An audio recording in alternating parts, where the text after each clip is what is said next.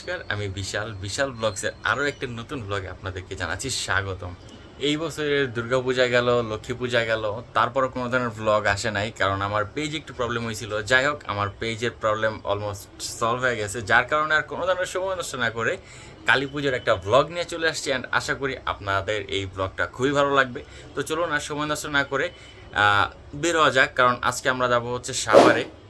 আর সাভারে নাকি অনেকগুলো কালী পূজা হয়, যে ওখানে এর আগে কখনো যাওয়া হয় না, এটা হচ্ছে আমাদের ফার্স্ট টাইম। আর অ্যাজ ইউজুয়াল আমার সাথে সাগর ভাই, হৃদয় ভাই তো আছে, আর এবার আমার সাথে আছে শিবলু ভাইও। তো চলো আর সময় না করে বের হওয়া যাক, সবাই আমার জন্য ওয়েট করতেছে। তো এখন আমি যাচ্ছি হচ্ছে হৃদয় ভাই বাসার সামনে। আর সেখানে আমাদের সাথে যাওয়ার জন্য যে হৃদয় ভাই, সাগর ভাই, শিবলু ভাই আছে, তারা ওয়েট করতেছে আমার জন্য। আমার সবসময়ের মতো লেট হয়েছে আজকেও, তো যাই তাড়াতাড়ি, তারা দাঁড়ায় আছে।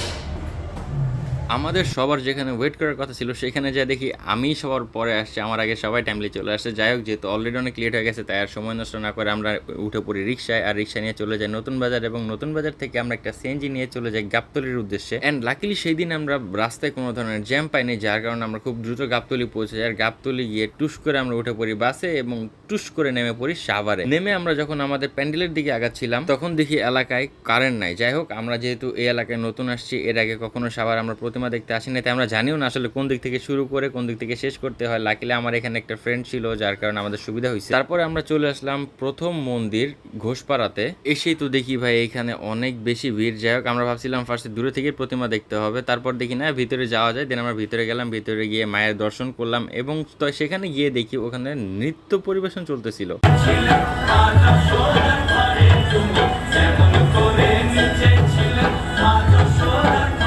তাই সেখানে একটু ওয়েট করে নাচ দেখে আমরা আবার বেরিয়ে পড়লাম আমাদের পরবর্তী প্যান্ডেলের উদ্দেশ্যে। মূলত এখানে আসার পরে আমরা আমাদের নারায়ণগঞ্জের ফিল পাচ্ছিলাম, যেখানে অলিতে গলিতেই পূজা হয়। আর আমরা ভাবছিলাম হয়তো বা তেমন একটা ক্রাউড থাকবে না, বাট ভাই এখানে অনেক বেশি ক্রাউড ছিল। আর মনে হচ্ছিল যত রাত হচ্ছিল তখন আরো বেশি বেশি মানুষ আসতেছিল মায়ের দর্শন করার জন্য। যাই হোক, আমরা এক এক করে ঘোষপাড়ার প্রায় সবগুলা প্রতিমাই দেখতেছিলাম, আর অবাক হচ্ছিলাম এইটা দেখে যে প্রতিমার সাথে সাথে এইবার যে প্যান্ডেলগুলো করা হয়েছে সেগুলোও ছিল অসাধারণ।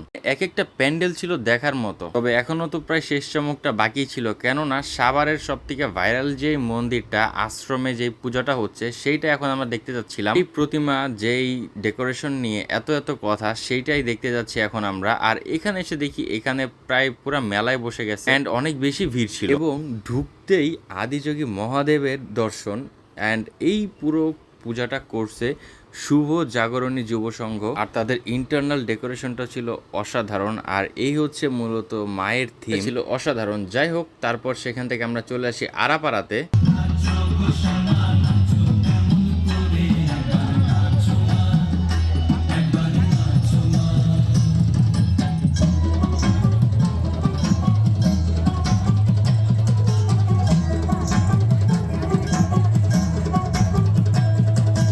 মায়ের পুজোতে মায়ের গান শুনতে কিন্তু ভালোই লাগে। যাই হোক, আমরা এক এক করে আরাপাড়ার প্রায় প্রত্যেকটা মায়ের দর্শন করলাম। এখন অনেক তো ঘোরাঘুরি হইলো, মায়ের দর্শন করা হইলো, এখন একটু নাচানাচির দিকে যাওয়া যাক।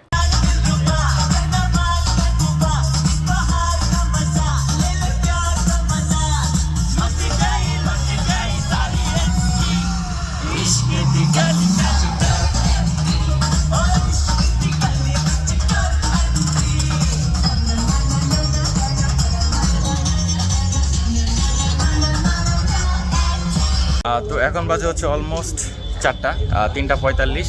আমাদের সব প্যান্ডেল ঘোরা হয়েছে, প্যান্ডেল ঘোরা শেষ, নাচানাচি হয়েছে অনেক।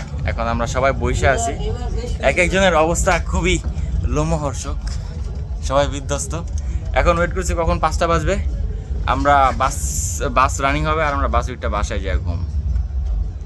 তো আজকের ব্লগটা আর বেশি লং করার দরকার নাই। আমরা ভাই, আমি এটা দিব তো, আমি এটাই দিব, দেখো ব্লগটা এইখানে, ব্লগটা তো ব্লগটা এখানে এন্ড করতেছি। যেহেতু নতুন পেজ, ভালোবাসা দিবেন। So thank you, tata.